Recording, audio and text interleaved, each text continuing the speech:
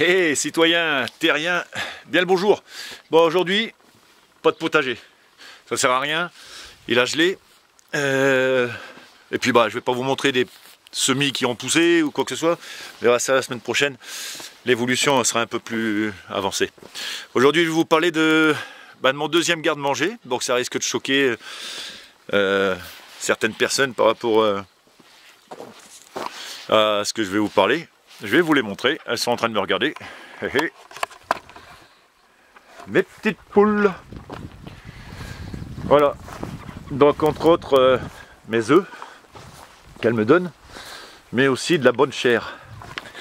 Alors pour ceux qui ont un poulailler, j'ai un petit truc que j'ai appris ici à la campagne. Si vous voulez avoir plus d'œufs, un bon rendement en œufs, ben voilà.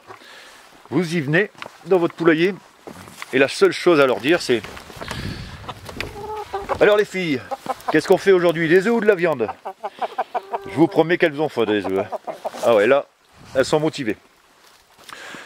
Donc, voilà. Alors ici, bidonville, et je vous parle pas de la clôture, bidonville. Donc, forcément, ouais, vraiment bidonville, quoi. Vraiment des poteaux en branches d'arbres. Donc voilà, c'était vraiment du provisoire. À la base, le premier poulailler était là où il y a la cabane pour enfants, qui n'ont jamais joué dedans parce qu'elle était trop basse. Le seul truc que j'avais fait quand je suis arrivé, c'est la mare, parce que je savais que le poulailler allait être de ce côté-là. J'ai rebougé le poulailler ici, pas parce que j'ai voulu le faire, c'est parce qu'avec le vent, en fait, il s'est envolé. Mais bon, tout était dans un esprit de... Voilà, c'était provisoire. Maintenant... le poulailler, déjà les clôtures vont être faites en palette tout le tour. Ça sera pratique parce que même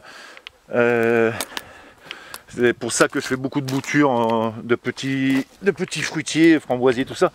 Je vais en mettre dans le poulailler. Vous allez rigoler aussi, je vais mettre des plants de tomates dans le poulailler. Pas pour moi, là ça sera pour elle, c'est pour ça que j'en fais beaucoup.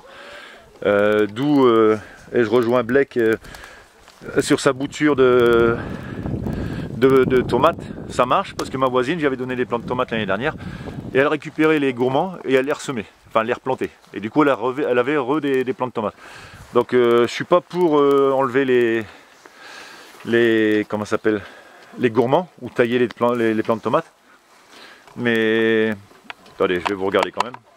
Voilà, mais cette année je vais sur un ou deux plants, je vais sûrement tailler pour récupérer les gourmands et mettre des plants de tomates dans le poulailler.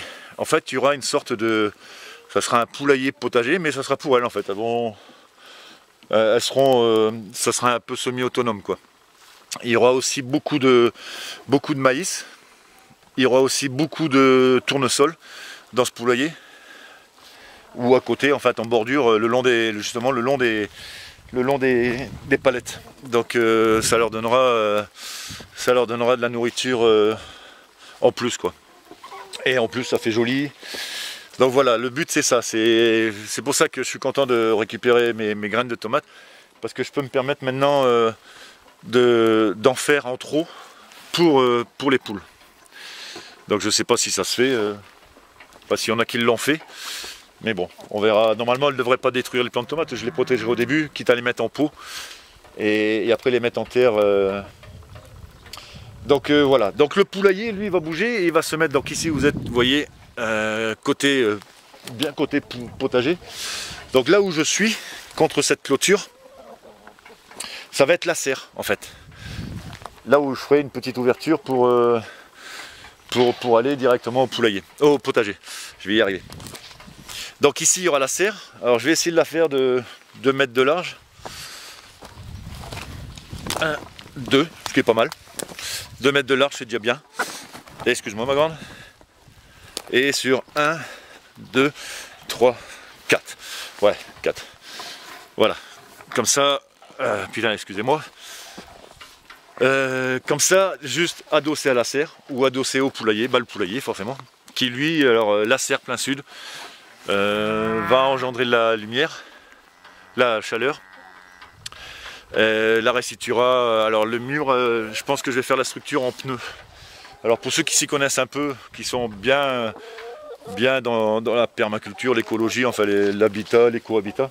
On appelle ça des airships, où les mecs font côté sud structure pneus remplis de terre, bien tassés, et côté nord, structure pneus bien tassés avec la terre, et côté sud, des grands derrières. Et ils en font des maisons avec, et ils appellent ça les maisons passives. Donc j'ai un pote qui a un garage qui a arrêté son activité, je vais lui prendre des pneus, et je vais sûrement faire ça en pneus. Ça sera bien solide, bien chargé de terre.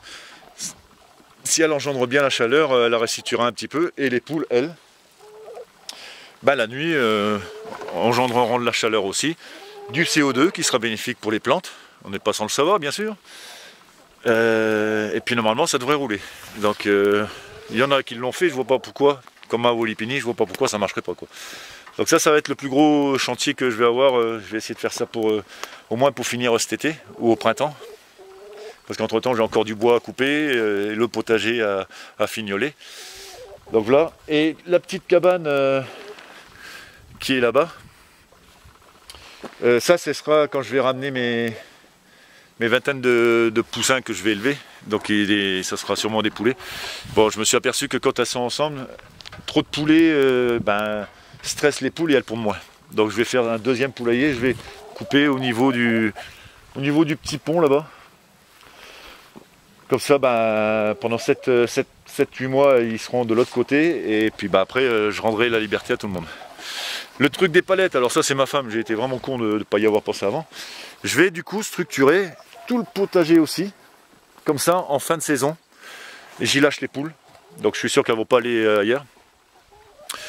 Et elles me nettoieront, toutes mes zones de culture, parce que j'ai vu que pareil, ça va vite, hein, elles te nettoient ça, mais alors 5-7.